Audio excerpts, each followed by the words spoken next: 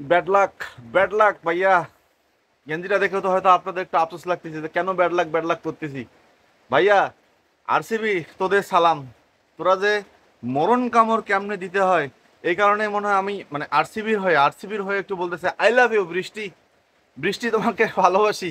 এটা মনে হয় মানে আরসিবি বলতেই পারে, এই কারণেই বলতে পারে যে তাদের যে মানে ম্যাচটা যে মোড়টা যে ঘুরাই দিছে, সেটা মনে হয় বৃষ্টি। মানে তাদের বৃষ্টির যে একটা রহমতের ব্যাপার স্যাপার, সেটা মনে হয় আরসিবি কালকে বুঝে গেছে।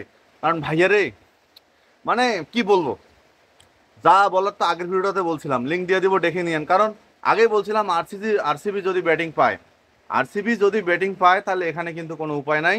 তারা 200-র উপর রান দিবে চেস করার জন্য, সেখানেই চেন্নাই ডাউন হয়ে যাবে।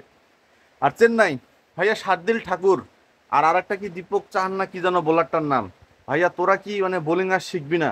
14টা ম্যাচ খেলতেছিস, 14টা ম্যাচ খেললি, সেই ম্যাচের জন্য এরপর হচ্ছে তোরা কি মানে বড় ম্যাচে কিভাবে বল করতে হয় সেটাও কি তোরা জানিস না? ম্যাচ শেষে অবশেষে ঋতুরাজ গায়কোয়াড় অসহায় আত্মসমর্পণ। ভাইয়া আমাদের যদি পাথিরানা বা মুস্তাফিজ থাকতো, তাহলে ম্যাচটা আমরা হারতাম না। ডিজে ব্রাভো তার আগের দিনে বলে দিছে যে ডেড ওভারের জন্য আমাদের দুই স্পেশালিস্ট বোলার নাই। তো চেন্নাই বাবা তোদের ব্যাড লাক।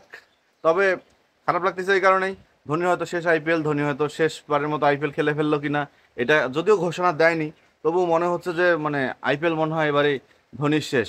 এখন কথা হচ্ছে ভাইয়া, যেভাবে কালকে চেন্নাই হেরে গেল, টি শার্টটা কি পরে ঘোরা যাবে? যাই হোক, এটা এই পয়েন্টে না আসি।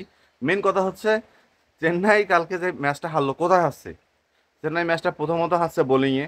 কারণ শেষ ওভারে এসে ম্যাক্সওয়েল কোনো বলে মারতে পারে নাই, চোখ দিয়ে বলে দেখে নাই এই আইপিএলে, সেই ম্যাক্সওয়েল কালকে লাস্ট ওভারে ধুমছাক্কা 16 রানটা নিয়ে বাস, ওইখানেই মনে হয়, আমার মনে হয় ওইখানেই চেন্নাই ম্যাচ হেরে গেছে। কারণ কালকে যখন ম্যাচ খেলতে নামছে চেন্নাই আরসিবির সাথে, তখন তাদের টার্গেট ছিল যে আমরা হারলে যেন 18 রানের বেশি না হারি। আর আরসিবির টার্গেট ছিল যে যেভাবে হোক এই উইকেটে 218 থেকে 19 রান প্লাস করলেই আমরা কিন্তু ম্যাচ এখান থেকে বের করে নেব। সেই সাথে রবি শাস্ত্রী যখন ধারাভাষ্যকার কক্ষ থেকে বলতেছিল যে আরসিবির টার্গেট হচ্ছে 218 থেকে 19, আর এই টার্গেটটার জন্য 200 রানের মধ্যে যদি প্যাকেট করতে পারে, তাহলে আরসিবি সেমিফাইনাল চলে যাবে।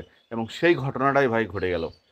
এবং Virat Kohli king is always king. ভাইয়া তোমাকে স্যালুট জানাইতেছি, তুমি আসলেই কিং। বড় ম্যাচের প্লেয়ার বিরাট কোহলি, এটা ভাই কিং, তাকে স্যালুট করতে হবে। কারণ বিরাটের মতো প্লেয়ার, বিরাটের মতো মানসিকতা প্লেয়ার। একটা জিনিস চিন্তা করেন ভাই, কালকে বিরাট আর ডুপ্লিসি যখন ব্যাটিং করতেছিল, তখন 9 ওভারে 71 রান, 10 ওভারে রান হয়েছে 80। সেখানে লাস্ট 10 ওভারে চেন্নাইয়ের বোলাররা 100 কত রান, হ্যাঁ প্রায় 140 রানের মতো খরচ করে দিল। যেখানে চেন্নাইয়ের বড় দুর্বলতা প্রকাশ করছে। ব্যাটিং লাইন তো আগে থেকেই চেন্নাইয়ের ডাউন ছিল। আরও চেন্নাইয়ের যিনি ফর্মে ছিল ব্যাটসম্যান ক্যাপ্টেন ঋতুরাজ গায়কোয়াড়, তিনি 0 রানে আউট হয়ে গেলে আর তো কিছু করা থাকে না। তারপরে রবীন্দ্র আছেন, আর জাদেজা একটু যুদ্ধ করছে, ধোনি 13 বলে 25 করছে, কিন্তু কাজের কাজ হয় নাই, পকাত করে বাড়ি চলে আসার লাগলো। যাই হোক, নেক্সট নেক্সট আইপিএলের জন্য চেন্নাইকে শুভকামনা।